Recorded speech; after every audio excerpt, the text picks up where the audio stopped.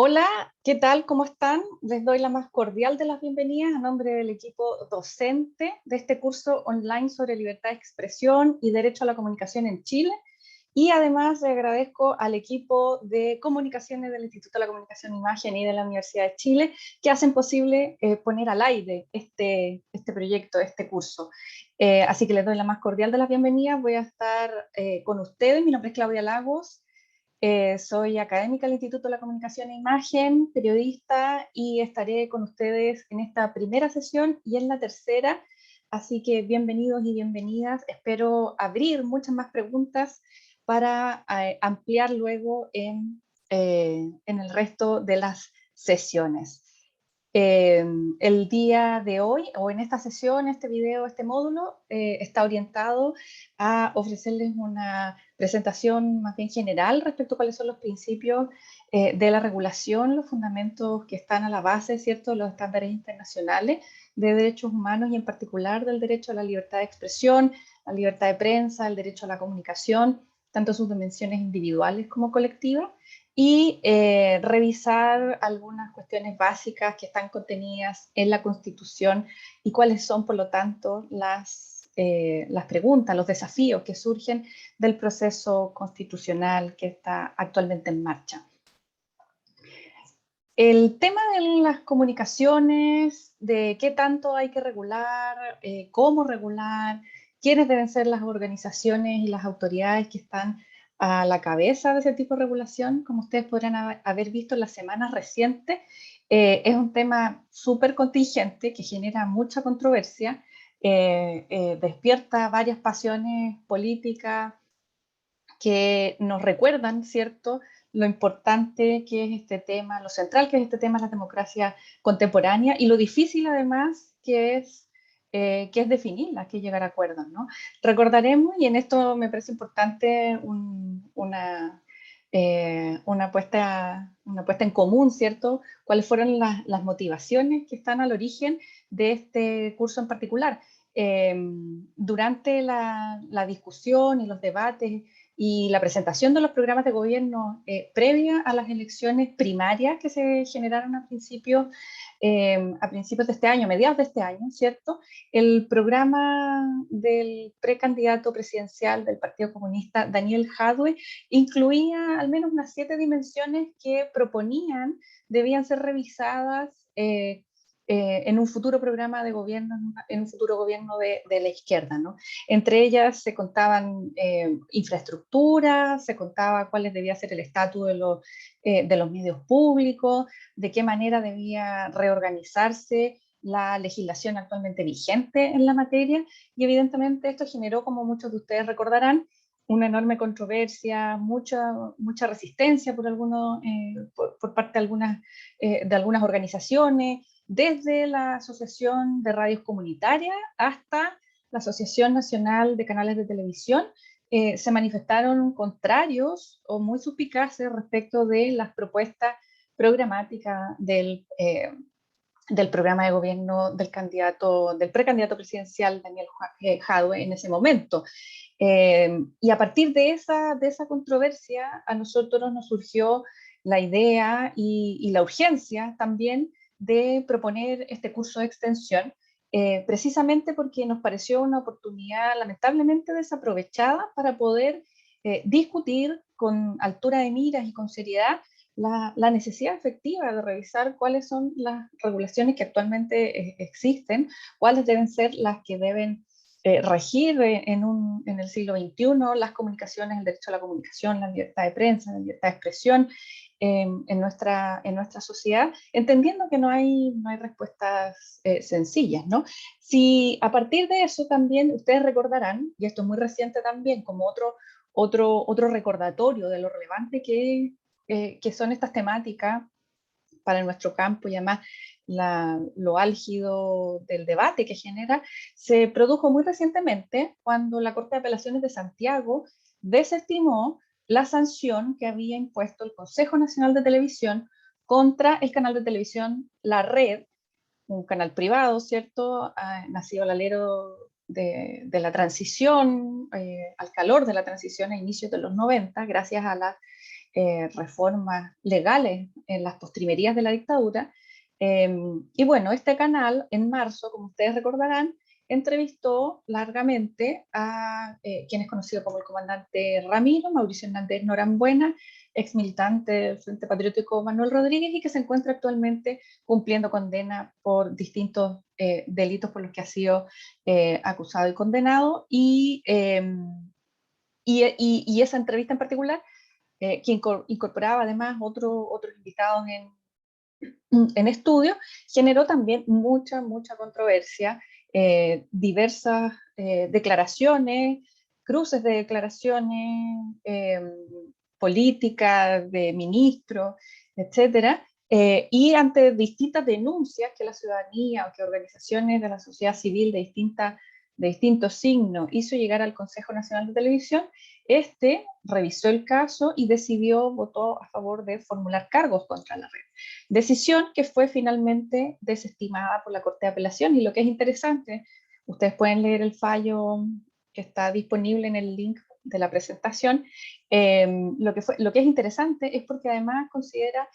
argumentos de corte de derecho a la libertad de expresión, tanto por parte del entrevistado en este caso, como también del canal, en términos de la legitimidad de haber elaborado, puesto al aire, etcétera, esta entrevista, ¿no? Y si bien recuerdan, hace también muy pocos días hubo otro caso que me gustaría traer a colación, que es el de Franco Parisi, ¿no? Ustedes recordarán que Canal 13 emitió un reportaje donde devela, informa respecto de la deuda del candidato presidencial Franco Parisi de pensión alimenticia, ¿no? Y luego, posteriormente, en otros contenidos complementarios, se incluye también la versión del abogado de quienes están demandando a Parisi, complementando, ¿cierto?, cuáles son las condiciones en las cuales esta deuda se ha generado, ¿no? Y Parisi, en una entrevista en la radio cooperativa, defendiéndose de estas acusaciones, menciona y argumenta que este es un tema, para no referirse, ¿no? Nunca dice si es cierto, si es falso, él argumenta que es parte de su vida privada, que es parte de su privacidad, que es parte de la privacidad de sus hijos, y que por lo tanto los medios de comunicación, en este caso particular Canal 13, el periodismo, los periodistas, no tenían derecho a indagar ni difundir información de este tipo, ¿no? Por lo tanto, como ustedes pueden ver, como ustedes pueden apreciar, en tres momentos muy recientes, ¿no? Podemos, incluso cada una de ustedes recordará otros también recientes, ¿no? En nuestra cotidianidad, en las cuales las cuestiones que tienen que ver con los derechos a la libertad de expresión, a la prensa, a la comunicación, al acceso a la información pública, a la fiscalización de las autoridades o de quienes aspiran a ser autoridades, el derecho a la privacidad, al honor, a la honra, se confluyen, ¿no? Chocan y están ahí, ¿no? Son parte de nuestra, no es algo que viene de Marte, no es algo eventual, es algo muy permanente, persistente, y evidentemente al alero de el proceso constitucional que se viene, es algo muy relevante a poner sobre el tapete de manera bien informada, porque si es algo si hay algo que surgió de la controversia que generó la propuesta del programa presidencial del Partido Comunista y de su candidato Daniel Jadwe, es que había una notable pobreza de argumentos en la discusión, ¿no? Porque si hay algo que es muy relevante a tener en consideración y es clave y es parte de una de las motivaciones que nos empujó a ofrecer este curso, es que todas estas dimensiones, el derecho a la libertad de expresión, el derecho a la libertad de prensa, el derecho a la comunicación, el ejercicio del periodismo, cómo es que se distribuyen las licencias radioeléctricas, quiénes son los que tienen atribuciones y qué tipo de atribuciones para sancionar, por ejemplo, delitos de opinión o falta en el ejercicio de la opinión, el ejercicio del periodismo, etcétera, etcétera. Todas aquellas materias en Chile y en otros lugares están reguladas. Pueden estar bien reguladas, mal reguladas, es probable que estén desactualizadas, hay una dispersión de cuerpos normativos, de organismos, de funcionarios y enfoques, ¿cierto?, para abordar las distintas dimensiones del complejo campo de las comunicaciones y del periodismo y de la libertad de expresión, pero están reguladas. Y eso en parte es lo que nos interesa compartir con ustedes en este curso de extensión, ¿no? O sea, a la base, muy importante, son dimensiones que están reguladas. Podemos discutir cómo, cuándo y qué es lo que hay que hacer para mejorarlas, para hacerlas más pertinentes y respetuosas de los derechos de las personas, de los derechos de las comunidades, pero es una evidente desinformación señalar de que no hay tal regulación, de que la mejor regulación es la que no existe, porque en cualquier sociedad uno pueda mirar con detención, esto implica una intervención, ¿no? Por lo tanto, nos interesa dejar eso claro desde el principio y es parte también del interés de haber propuesto este curso de extensión para todos ustedes. Y una primera cuestión que me gustaría destacar, recordar y compartir y también refrescar nuestras memorias, ¿cierto? Es que los enfoques que históricamente han alimentado los procesos históricos, políticos, sociales, revolucionarios que han alimentado lo que hoy día entendemos como derecho a la libertad de expresión, a la libertad de prensa, a la libertad de opinión, al campo de las comunicaciones y del periodismo en general, se encuentran sus raíces, ¿cierto?, en las revoluciones liberales del siglo XVIII y evidentemente incluyendo la Revolución Francesa y también el proceso de independencia de los Estados Unidos por esos mismos años. Y eso además tuvo una enorme influencia en los procesos de liberación y de independencia de América Latina, que fue también, ¿cierto? Todo este enfoque, esta filosofía liberal, moderna, que empujaron las revoluciones brutales del siglo XVIII fueron súper fundamentales para la constitución también de las bases programáticas de las independencias en nuestro continente. Entonces es importante, aunque esto pueda parecer de perogrullo, recordarlo porque están ahí las bases, las raíces de lo que hoy día entendemos como libertad de expresión, derecho a la opinión, el rol del periodismo, etc. Evidentemente en esos procesos, por mucho que sean aquello que ha inspirado la estructura, los documentos, los principios, los valores, los ideales que hoy día inspiran los estándares internacionales de derechos humanos y los derechos fundamentales de ciudadanos y ciudadanas. En ese momento, evidentemente, no todos eran ciudadanos, no todos eran tan iguales, no todos eran tan libres, no todos eran tan fraternos. Recordemos que en todos estos procesos evidentemente había un sesgo que privilegiaba valga la redundancia, a los más privilegiados, ¿no?, a los hombres blancos, con propiedades, letrados, ¿no?, y dejaba fuera a las mujeres y todo aquello que no coincidiera con esas características, ¿no? Algunas revolucionarias, algunas activistas de los principios e ideales democráticos, republicanos, liberales, propios de la modernidad, también empujaron y lo hicieron en ese mismo momento, también llamaron la atención respecto a este vacío, solo por nombrar dos procesos relevantes, ¿no? O sea, en el caso de la Revolución Francesa, o Ligne de Gauche, y en el caso de la post-independencia de los Estados Unidos, también está la Convención de los Derechos de las Mujeres, en las cuales firman no solo muchas activistas, sino que también otros hombres que contribuían, colaboraban y empujaban parte también de esta agenda que efectivamente buscaba ampliar los derechos para todos y todas, y no solamente para quienes en ese momento histórico, social, político determinado, efectivamente fueron reconocidos como ciudadanos, que no eran todos, ¿no? Aún así, esos son los ideales que han ido alimentando la Constitución, ¿cierto?, de los estándares internacionales de derechos humanos, en diálogo y en tensión también con los procesos propios, y aquí nos vamos a dar un salto cuántico, ¿cierto?, al siglo XX, pero es donde, si ustedes se fijan en la introducción,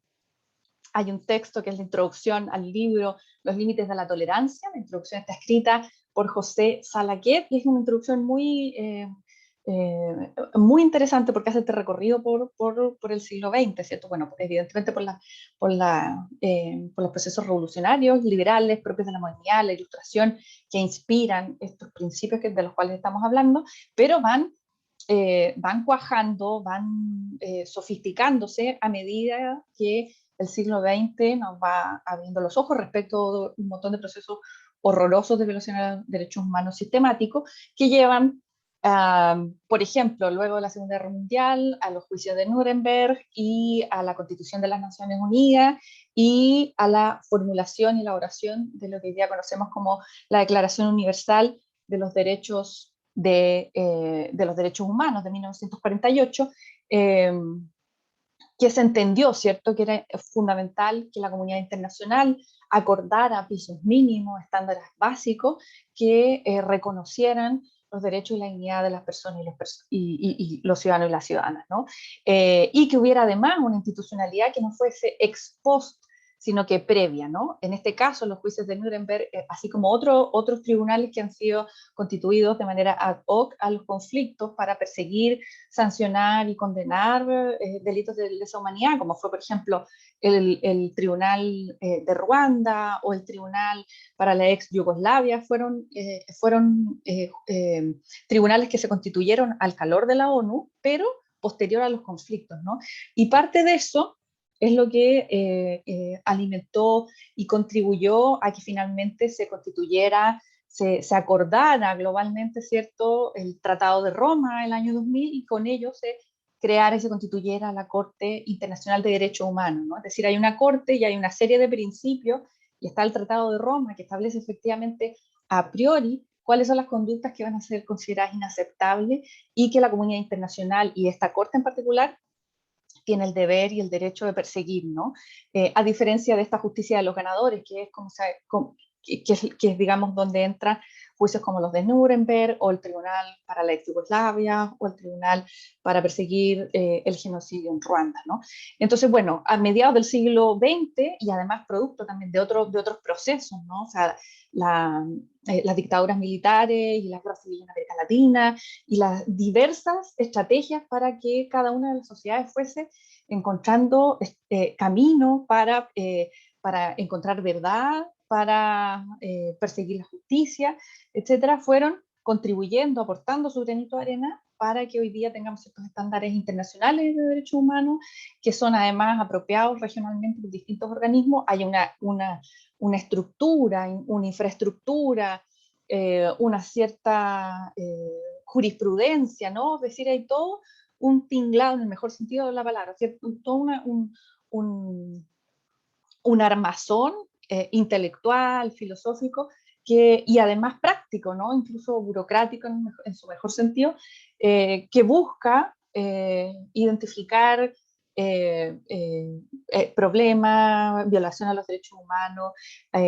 habiendo acordado, ¿cierto?, que todos los seres humanos compartimos derechos mínimos, básicos, ¿no? Dentro de esto, dentro de este marco mayor, se encuentran evidentemente los derechos que tienen que ver con la libertad de expresión, la libertad de prensa, la libertad de opinión, el ejercicio de estos derechos, ¿cierto? La prohibición de todo tipo de censura y cualquier sanción que se cometa en el ejercicio de estos derechos que deben ser posteriores al ejercicio de estos derechos, ¿no? De la opinión, de la libertad de expresión, etcétera, ¿no? Entonces, hay en términos generales esta estructura, estos ideales respecto al derecho a la libertad de expresión, a la opinión, al ejercicio de estos derechos, ¿cierto? Están contenidos en distintas documentaciones de carácter internacional que además han ido dialogando, bien o mal, o a veces a tropezones, con la regulación interna de nuestro país. Y aquí quisiera mencionar algunas de las más relevantes para efectos de nuestro tema, ¿no? Y para efectos del lugar donde nosotros nos ubicamos. Una es la Declaración Internacional de los Derechos Humanos, que es del año 1948, que recién mencionaba, a partir, digamos, que es una de las consecuencias, ¿cierto? Uno de los procesos que surge, que emana a consecuencia de los horrores de la Segunda Guerra Mundial, y que en su artículo 19 declara que todo individuo tiene derecho a la libertad de opinión y de expresión, y que este derecho incluye el de no ser molestado a causa de las opiniones, incluye también el derecho de investigar y de recibir informaciones y opiniones, e incluye este derecho a la libertad de opinión y de expresión, incluye también el derecho a difundirlas sin limitación de fronteras y por cualquier medio de expresión. Este es el artículo 19 de la Declaración Internacional de los Derechos Humanos del año 48, que rige a todos los países que han suscrito, que están suscritos, ¿cierto?, a las Naciones Unidas, incluyendo nuestro país. Y posterior a eso, ¿cierto? Esta declaración de principios que son, ok, acordamos una serie de ideales, nos comprometemos a respetar y garantizar esta serie de ideales, hay una serie de otros procesos que tienen por objetivo hacer más concreto, ¿no? Es decir, no solamente la pura declaración y tratar de dar un paso que implique, bueno, ¿cómo hacemos que esto sea efectivo? Y parte de eso tiene que ver con la con la formulación, con la elaboración y con la adscripción de los países, ¿cierto?, al Pacto Internacional de Derechos Civiles y Políticos, que también en su artículo 19 detalla de manera mucho más específica el artículo 19 de la Declaración Internacional de los Derechos Humanos y establece primero la creación del Comité de Derechos Humanos de las Naciones Unidas y establece un procedimiento periódico que busca examinar a los países que son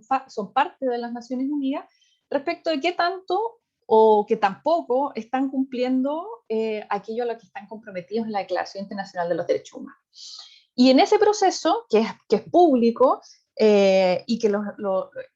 los países deben rendir cuenta de lo bueno, lo malo y lo feo, ¿no? Y además están sujetos a la fiscalización no solamente del resto de la comunidad internacional, sino que además de parte de organizaciones de la sociedad civil de los propios países, que en muchas ocasiones, o dependiendo de las circunstancias, es tal vez una de las pocas opciones, una de las pocas vías que hay, ¿cierto?, para denunciar, para fiscalizar y para contrarrestar la información oficial por parte de otros organismos que buscan, ¿cierto?, que los estados efectivamente cumplan con los derechos a los cuales se han comprometido en esta Declaración Internacional de los Derechos Humanos. Este examen periódico ustedes pueden ver en el caso de Chile, que fue hace un par de años ya, y están ahí la documentación, están ahí las instituciones y los especialistas que contrarrestaron, que discutieron las informaciones oficiales que entregaban los estados, al mismo tiempo que el resto de la comunidad internacional también tiene el derecho de poder preguntar y contrapreguntar en este examen periódico, ¿no? Y para efectos de nuestra ubicación, ¿cierto? Donde estamos, cuál es nuestro contexto, ¿no? Que es América Latina, o América más bien en general. En 1969 se aprobó la Convención Americana de Derechos Humanos, que es conocida como el Pacto San José de Costa Rica, porque fue discutida y fue aprobado ahí en la Asamblea de la Organización de Estados Americanos, y en su artículo 13 eh, toma este artículo 19 de la Declaración Internacional de los Derechos Humanos y la precisa incluso un poco más, está un poco más ricamente descrita y fraseada los derechos a la libertad de expresión, de opinión,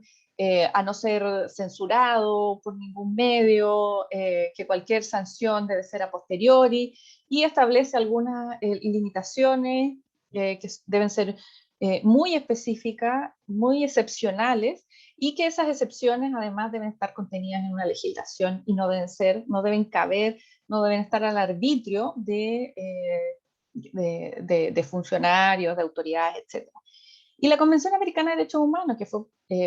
promulgada en 1969, Chile la firmó, pero no la ratificó sino hasta 1990, una vez que asume el gobierno democrático de Patricio Aylwin después de la dictadura. Hay dos instituciones, yo diría tres, ¿no? Tres instituciones que son relevantes, que emanan de la Convención Americana de Derechos Humanos y que son pertinentes para nuestro tema, para nuestros problemas, ¿no? Sobre libertad de expresión, prensa, comunicación, acceso a información. Una es la Comisión Interamericana de Derechos Humanos y la otra es la Corte Interamericana de Derechos Humanos, que además ejerce efectivamente como corte y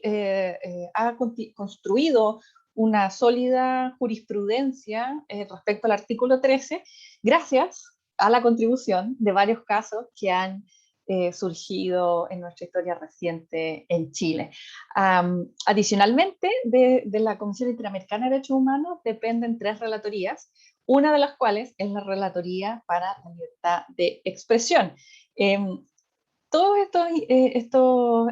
estas instituciones, una de las cuestiones muy importantes que generan no es que solo generan jurisprudencia, ciertas sanciones de carácter, si se quiere, simbólico para el caso de los países diplomáticos, ¿no? O sea, no es que van a mandar preso, como si tiene la atribución la Corte Internacional Penal, que sí puede perseguir criminalmente y condenar y establecer condenas privativas de libertad a quienes hayan cometido alguno de los crímenes que están contenidos en el Tratado de Roma. En el caso de la Corte Interamericana de Derechos Humanos, el tipo de sanciones funciona de manera mucho más, si se quiere, diplomática y sobre todo ha empujado cambios regulatorios internos. Y eso es muy, muy relevante para efectos de la libertad de expresión en el caso chileno, del Estatuto de la Libertad de Expresión en el caso chileno, porque ha contribuido decididamente a que haya algunos cambios en los últimos 30 años, ¿no? Entonces, en el caso local, ¿no? Del tipo de ordenamiento y regulación que tenemos en Chile, vamos a revisar algunas cuestiones que tienen que ver con la Constitución Política de la República y que nos parece muy relevante recordar hoy día. Hay 3 artículos en los cuales se contienen o abordan de alguna manera temáticas que tienen que ver con la libertad de expresión, el derecho a la opinión, al ejercicio de los medios de comunicación, y que se mantienen hasta hoy día. Ahora, hay 2 momentos. Uno, la Constitución, el texto original aprobado en 1980, y luego hay otras 2 reformas que corresponden al 89 y a mediados de los 2000, que intervinieron en ese primer texto, ¿no? El artículo 5, por ejemplo, que es parte, digamos, una vez que la dictadura pierde el plebiscito del 88, se abre un proceso de negociación con la oposición y se llama a plebiscitar unas reformas de la Constitución del 80 que se votaron en 1989. Parte de esas reformas incluyeron el artículo 5 que permite la incorporación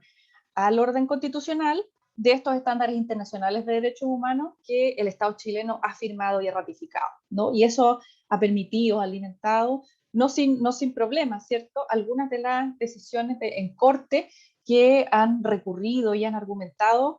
sobre la base de los derechos, de los estándares internacionales en derechos humanos, incluyendo cuestiones que tienen que ver con la libertad de expresión, el ejercicio del periodismo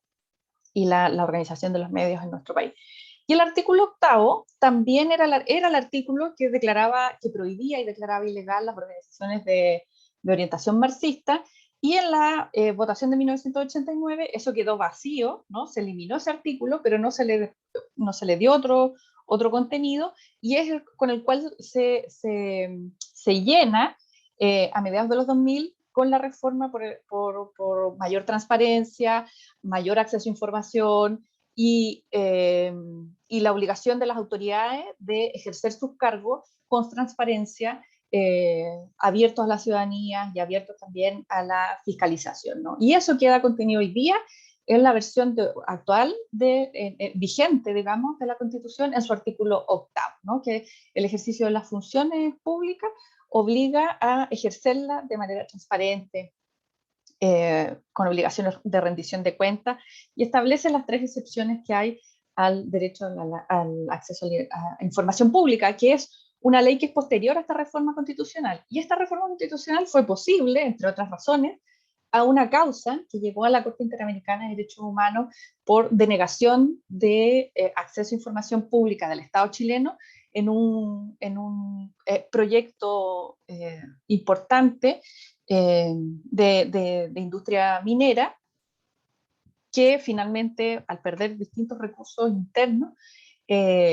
organizaciones de la sociedad civil llegan hasta la Corte Interamericana, y es parte de eso lo que permite esta reforma, entre otras fuerzas y entre otras tendencias y fenómenos que estaban ocurriendo también a nivel local, ¿no? Que permitieron y empujaron esta reforma. Pero como digo, tanto el artículo 5º como el 8º son posteriores a la Constitución del 80, y el articulado que contiene, ¿cierto?, que organiza, que se hace cargo de las dimensiones sobre libertad de expresión, libertad de prensa, derecho a la comunicación, el estatus de los medios de comunicación, el estatus del periodismo, del ejercicio del periodismo, está contenido en el artículo 19, que aborda los derechos y deberes constitucionales, ¿no? Y entonces aquí es importante mencionar cuáles son los 3 principios que organizaron la discusión de la Comisión Ortúzar, que es la comisión que a fines de los 70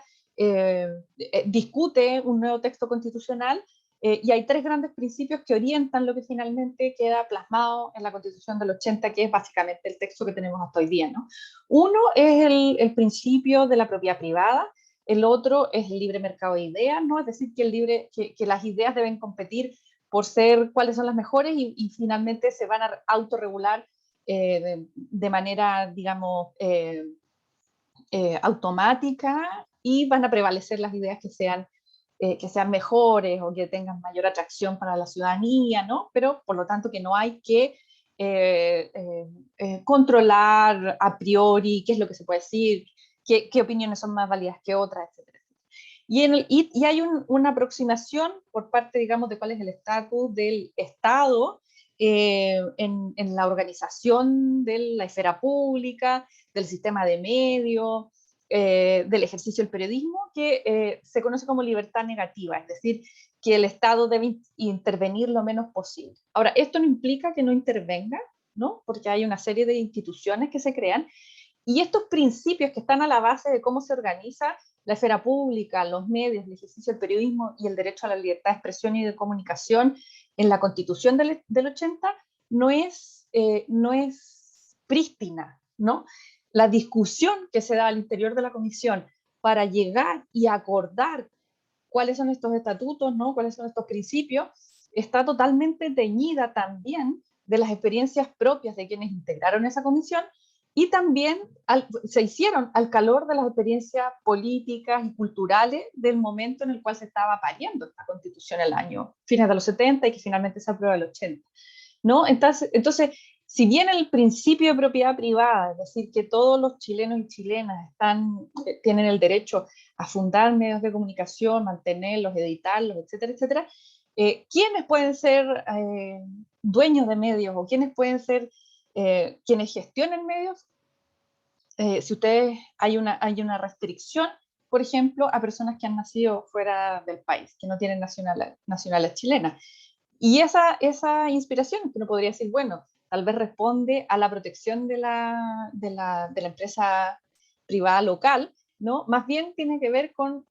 la tirria que los integrantes de la Comisión Ortúzar tenían para ciertos personajes muy concretos que habían sido propietarios de medios de comunicación durante el periodo de la Unidad Popular, ¿no? Entonces, si bien estos son los principios, los ideales que articulan este articulado, esta sección sobre libertad de expresión, derecho a la opinión en la Constitución, también es cierto que se dio al calor de las transformaciones culturales y políticas que en ese momento se estaban generando en Chile, ¿no? Y a partir de las propias experiencias de quienes estaban en ese momento discutiendo sobre, y finalmente redactaron la Constitución, ¿no? Entonces, ¿cuáles son los articulados que son más relevantes en el caso de la Constitución Política de la República? Está el inciso 4, que discute y reconoce el respeto y protección a la vida privada y a la honra de la persona y su familia. En el caso del 5º, y aquí los voy a mencionar, voy a abrir, me gustaría que esto lo discutiéramos en la sesión presencial, ¿no? Porque hay mucho que discutir acá, muchas preguntas respecto del rol de los medios, del rol de la ciudadanía en general y de la institucionalidad que se crea, ¿no? Está la inviolabilidad del hogar y de toda forma de comunicación privada. Establece la Constitución que el hogar solo pueda llenarse de las comunicaciones y documentos privados, interceptarse, abrirse o registrarse en los casos y formas determinados por la ley. Por ejemplo, en el caso de ley de control de narcóticos. Ahora, ¿qué pasa ahí cuando utilizamos y el periodismo utiliza cámaras ocultas o mecanismos de registro tecnológico sin la autorización o sin el conocimiento por parte de quien está siendo grabado y registrado? ¿No? Lo dejo ahí mencionado porque me parece que es una de las dimensiones relevantes para discutir luego en nuestra sesión. El párrafo sexto de este articulado señala que la libertad de conciencia, digamos, garantiza, establece el derecho a la libertad de conciencia, la manifestación de todas las creencias y el ejercicio libre de todos los cultos que no se opongan a la moral, a las buenas costumbres o al orden público. Las confesiones religiosas podrán erigir y conservar templos y sus dependencias bajo las condiciones de seguridad e higiene fijadas por las leyes y ordenanzas. Y luego en el párrafo 12 establece una serie de cuestiones que tienen que ver, que organizan, ¿cierto?, tanto el sistema mediático como también establece algunas de las instituciones que hoy tienen atribuciones, tienen financiamiento, tienen presupuesto, que inciden en cómo se articula, cómo se organiza la esfera pública en general y el sistema de medios en particular. Tiene esta dimensión de libertad negativa en el sentido de que garantiza un derecho a la libertad de expresión, de opinión, sin temor a ser censurado previamente, de manera bastante individual, no como derecho individual. Prohíbe cualquier monopolio estatal sobre los medios de comunicación social, genera y garantiza o reconoce, ¿cierto?, el derecho a que en caso en que las personas sean injustamente aludidas por los medios de comunicación, los medios están obligados a publicar gratuitamente la rectificación de aquello. Establece el derecho de todos nosotros y nosotras a fundar, editar y mantener diarios, revistas o periódicos en las condiciones que la ley organice y establezca. Y aquí hay una discusión muy interesante que se da en la comisión de Ortúzar, ¿cierto?, que es la que establece la Constitución del 80, donde quiénes pueden ser dueños de los medios de comunicación, en particular de la televisión, ¿no? Entonces, si va a ser privado o no, si va a ser solo el Estado, si van a ser solo las universidades, que hasta a fines de los 80, o sea, hasta fines de los 70, ¿cierto?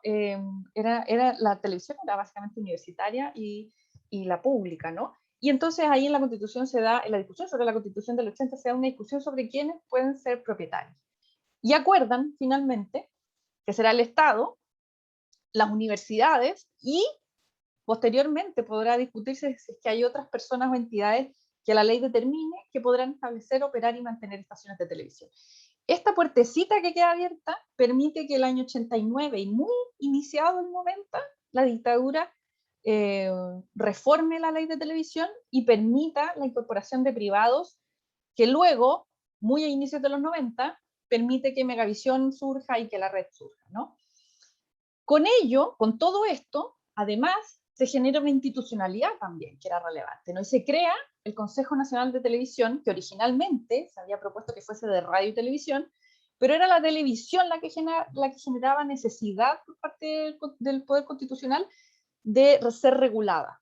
¿no? Había una sospecha de que la televisión la televisión comercial podía ser muy nociva, entonces estaba esta tensión entre que mantener el derecho a la propiedad privada, pero al mismo tiempo es un medio muy poderoso y por lo tanto es necesario controlarlo, regularlo, ¿no?, supervigilarlo, y se crea este Consejo Nacional de Televisión que será autónomo y, digamos, a la base, su principal